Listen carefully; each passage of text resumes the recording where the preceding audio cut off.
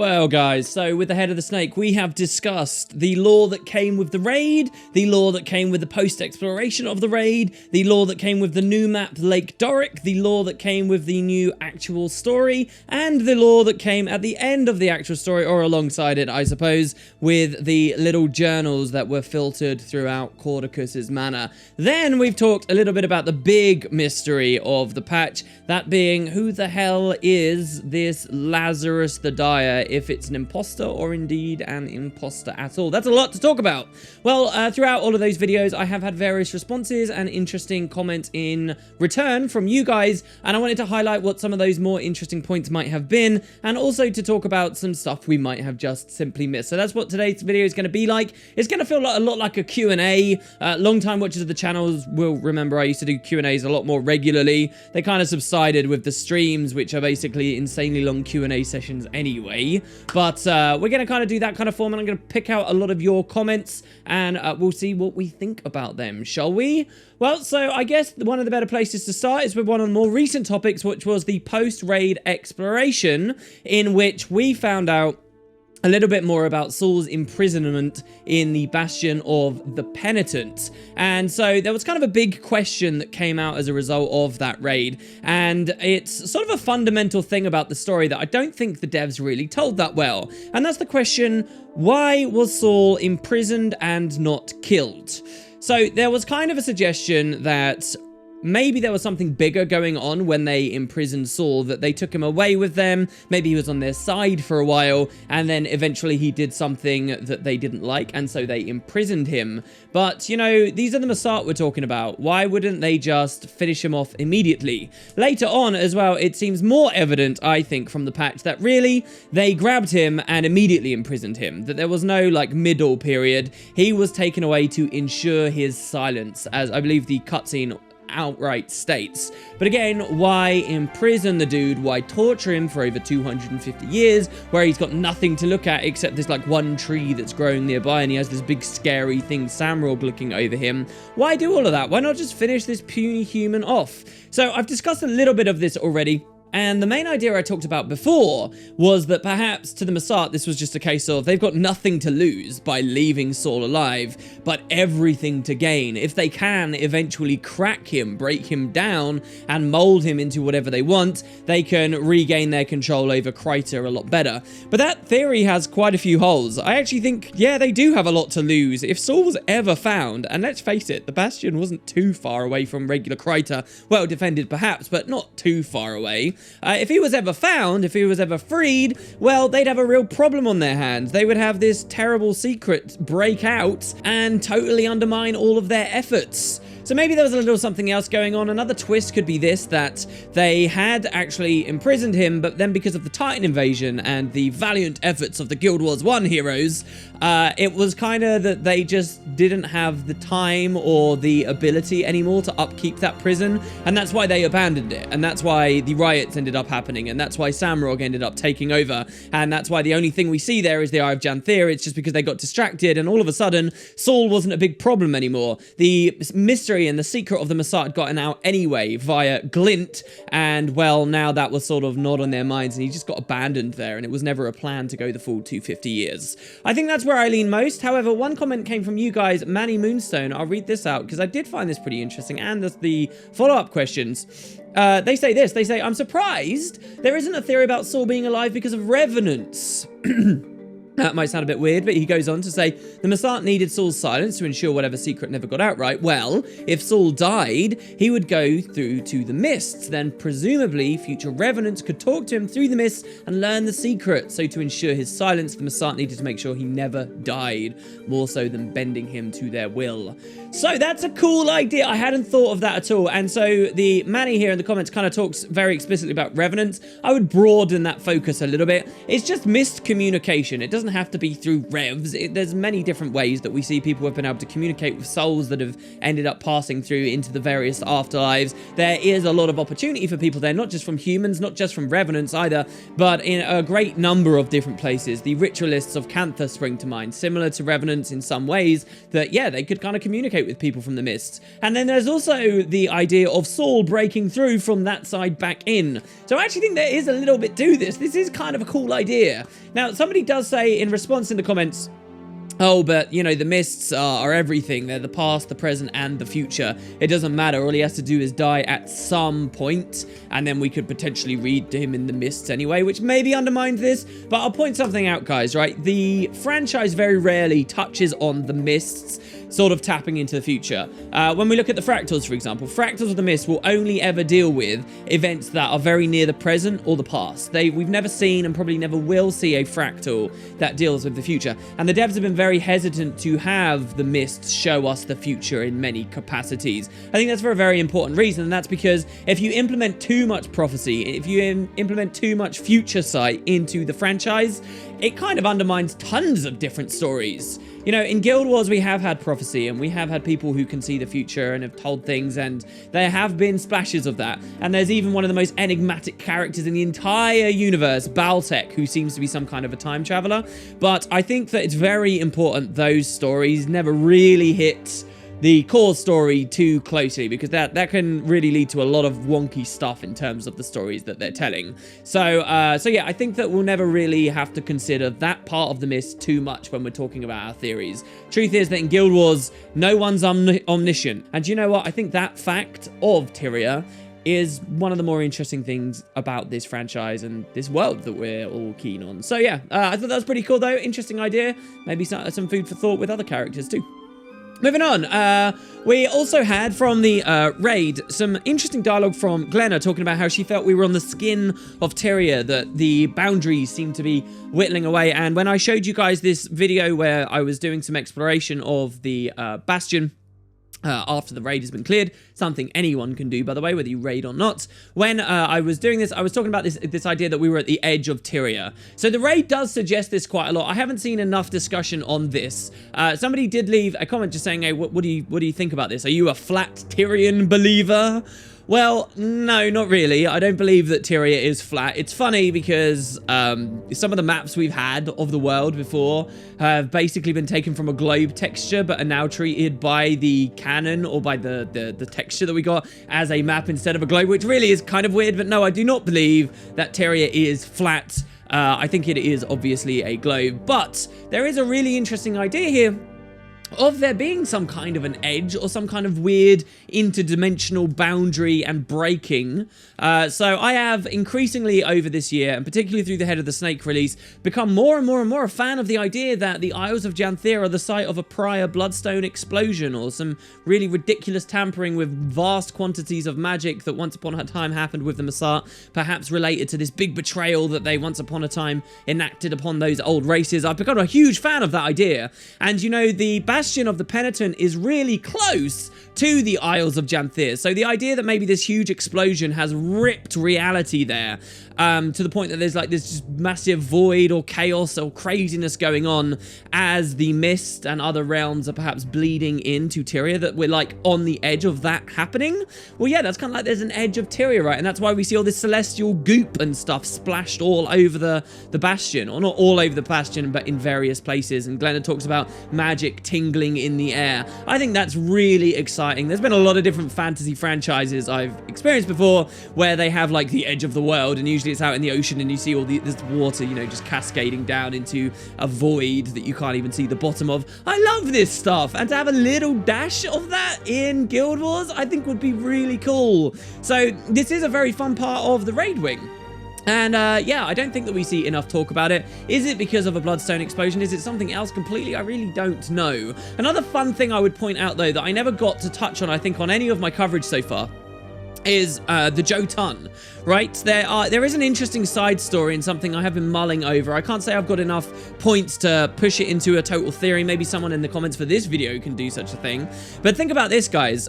We saw that there were Jotun prisoners in this prison. We know that the Messiah, of course, had interacted with the Jotun way back when and how they'd even imprisoned some. Particularly, we heard that they were political prisoners. But let's look at what the Jotun were very good at. They had a great civilization, very magical, very intelligent.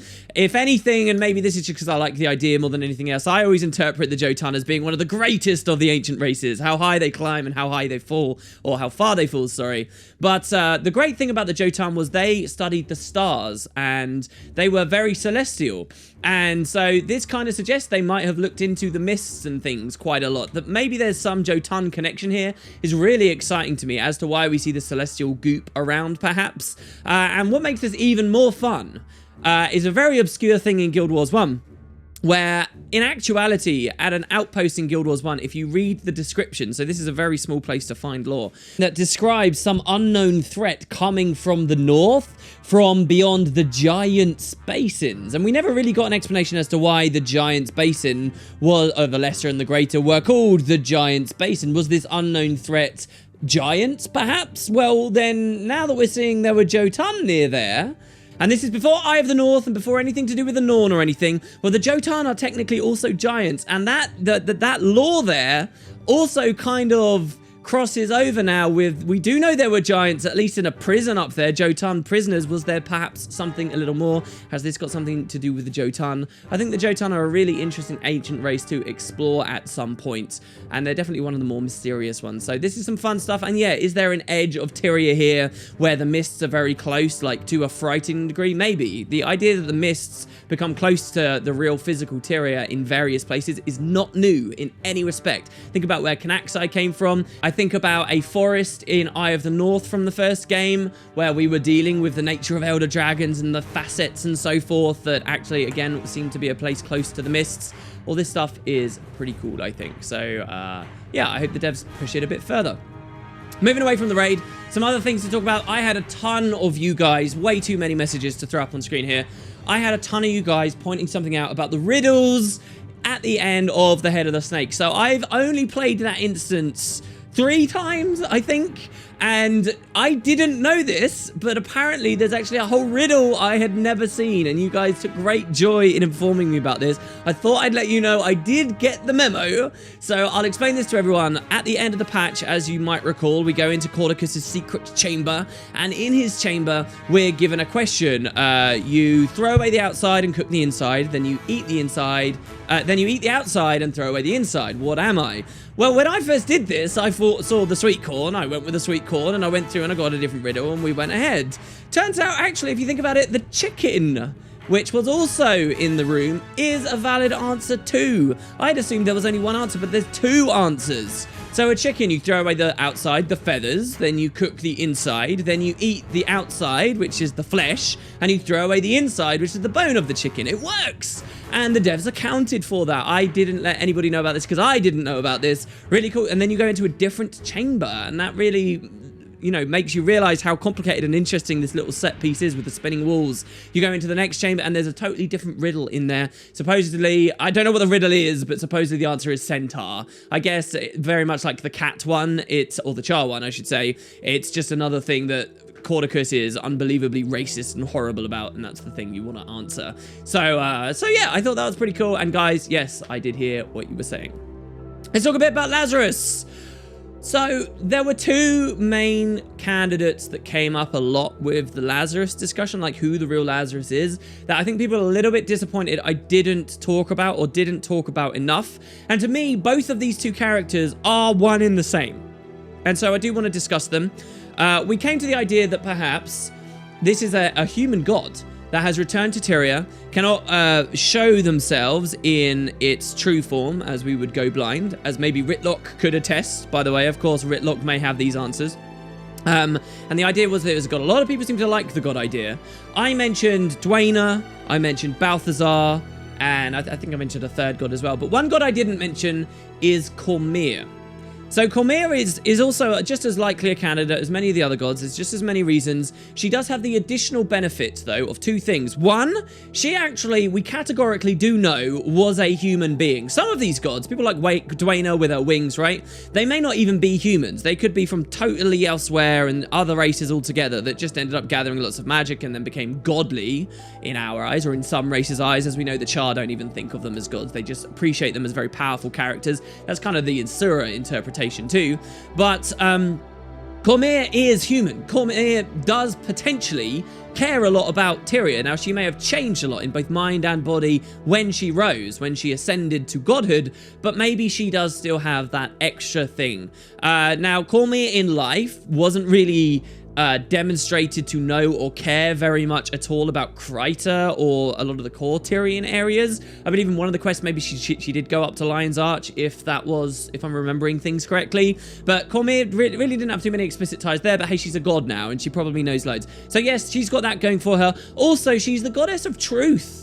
And so if this is the gods leaving is some big conspiracy and some big thing that they're hiding from us, maybe as the goddess of truth, maybe that title actually should mean something, and perhaps she cares about coming in and eventually teaching us things. But the point is, she's still deceiving us, so it's a bit weird.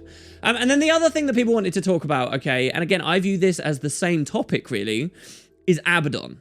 Oh my god, guys, the Abaddon comments. Abaddon, Abaddon, Abaddon, everybody saying Abaddon. All right, let's deal with Abaddon. I personally, at face value, do not think that Abaddon is that likely.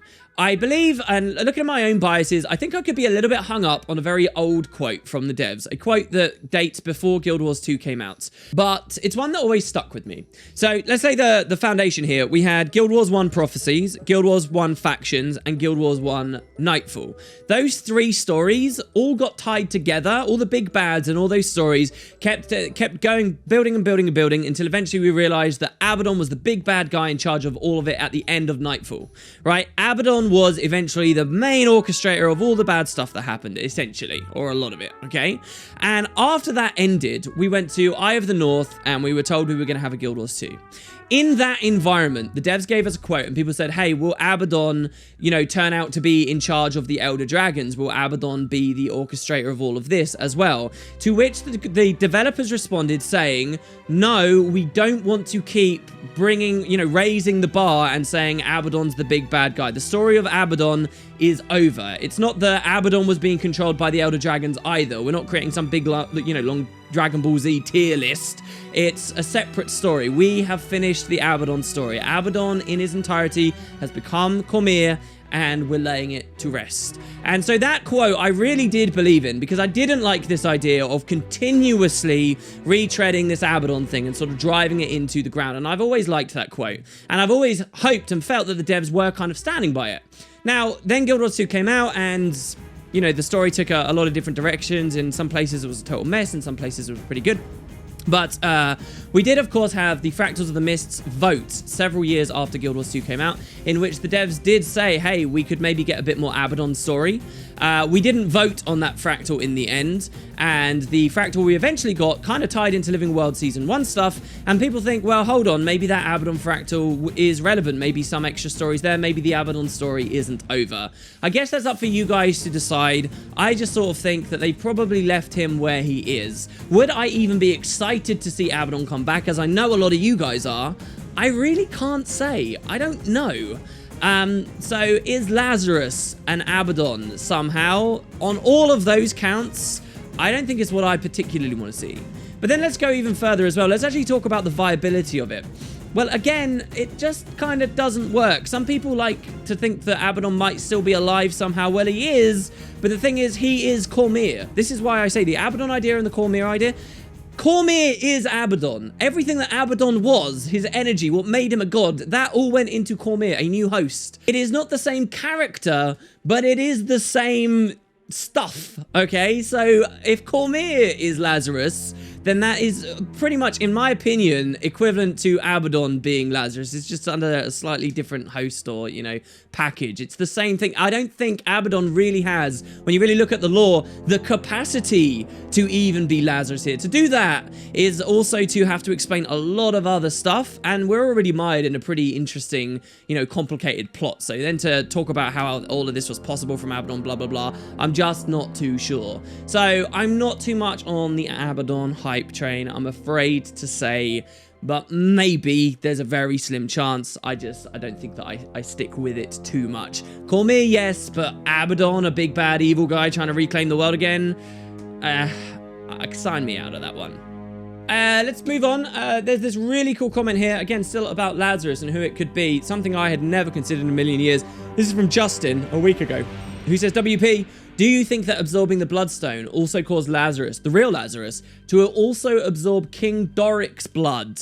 Perhaps that's the change, and perhaps if he came back as 4/5 Lazarus, the 1/5 is now filled with Doric's humanity. I hadn't thought of that, but this makes perfect sense. So to bring everybody into the loop, or it makes some sense. To bring everybody into the loop, we are told of this story of the Bloodstone being sealed with this king's blood. And so if that's there, maybe, yeah, these these residual elements of him are around, and that's what's got into Lazarus. It would be a really wild story to see King Doric come back forward. King Doric is like some of these really deep stories. I find that very fitting, as well as someone even said in the comments too, that if this was true, it would be very cool that we kind of get the hints to this information in the same patch that we go to Lake Doric, the map, which is, you know, named after this very same king. So, I kind of like it. There was also a suggestion in the comments that maybe this could then tie into that Locket story. Remember, who is the true heir to Kryta? Well, if there was an entity wandering around today that was King Doric himself, then he's the king, right? Because, you know, we're just tracing at people's lineage back to that same guy. And of course, the Locket would look immediately at him. That would be a very fun way to re-implement the Locket there and who the true heir is. Where that exact story is going, I'm really not too sure. It doesn't seem to mesh with a lot of the other stuff happening right now, but we'll see. My downside to all of this is, I don't know, if there was a 5th King Doric in there, well, Lazarus doesn't seem to really care very much about Kryta. He seems to just see as much bigger fish to fry. In fact, he says as much, right? He's more about the Elder Dragons. Maybe that king would care more about reuniting humanity. Maybe he'd be upset about what's going on in Ascalon as well. Because remember, it's not just that he was king of Kryta. He unified all the human nations while he was around. And so maybe that doesn't quite line up. Their MOs don't line up. I doubt the story will go in this direction, but I thought it was a really fun possibility I hadn't thought of, and I wanted to point it out. So yeah, we also did a video talking about Caudicus's correspondence, all these little journals that were left around in the final instance. You guys, many of you pointed out very lovingly that I didn't know who Delana was. I was a bit umming and ahhing on who Delana was. Delana was actually the separatist boss, the last boss you fight in Caudicus's manor. And so that's why they were pointing to her. I should have known it was more Crichton-based stuff, so they were just constantly referring to personal story and even the dungeon story. It was so good, man. All those little references, I'm still get giddy thinking about. They were absolutely brilliant. But let's talk about Bauer, right? Bauer I mentioned a little bit in several videos here, and I think some people are getting a little bit confused maybe on his storyline. Even I am a little bit confused on his storyline, because I've been talking about Bauer as though he absolutely was a Caudicus loyalist and he didn't care about Operation Rebirth at all. But if you rewind the clock and you look at what he's talking about during the Out of the Shadows release, when you find his journals in Bloodstone Fen, he actually seems to be playing both sides. And the question is, what exactly did he do? So particularly what I think, my interpretation of the story here is this, that when he first went to Bloodstone Fen, he was absolutely on Caudicus's side. He was trying to undermine Zira, and he probably did, right? And the ritual was sabotaged, and all of those correspondences he gave to Caudicus, all of his writings, I think he was absolutely on Caudicus's side, and he didn't care for it. However, if you look at his journal, he speaks about meeting with the Supreme Leader, and people are starting to wonder, who is the Supreme Leader? Well, I think the Supreme Leader is Lazarus, right? I think perhaps we're a little foggy on the details of the story here. But there are two different events I think that people are conflating into one, and it might not actually be this way. I will see what you guys think. But those two events are this. Number 1, Zira reviving Lazarus. And event number 2, the Bloodstone explosion and Lazarus absorbing the Bloodstone explosion. They're actually 2 separate events. So what I believe happened is that Zira, at the end of Wing 3 of the raid, manages to get Lazarus out of his stasis chamber, or like in the middle of that wing, really. She's saying you're too late, and by the time we get there, he's gone, right?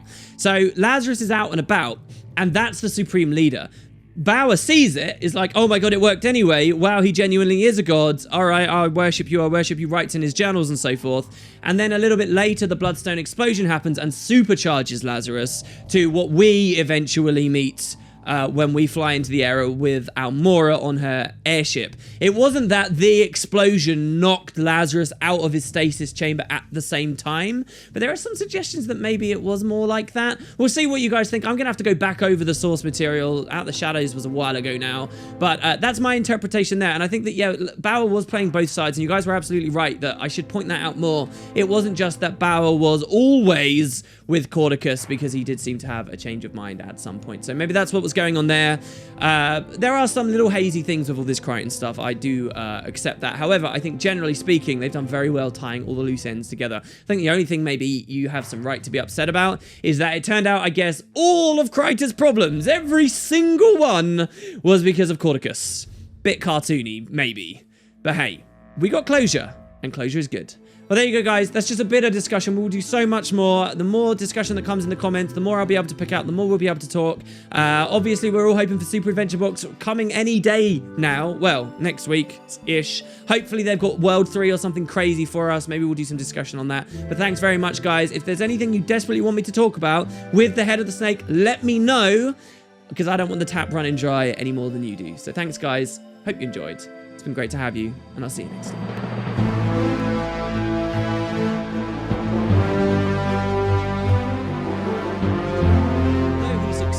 Paid his debt to the Lucky Horseshoe, he was eventually fingered by one of his victims and tried as a thief. His punishment was exile from the kingdom of Kryta. The local authorities blindfolded him and rode him out 3 full weeks before leaving him to fend for himself. Alone, broke and lost, Saul wandered through a dense forest for several days, surviving on only roots and berries. On the 4th day, delirious with hunger, Saul emerged from the trees to see what he thought was a hallucination. A city of massive towers reaching into the heavens.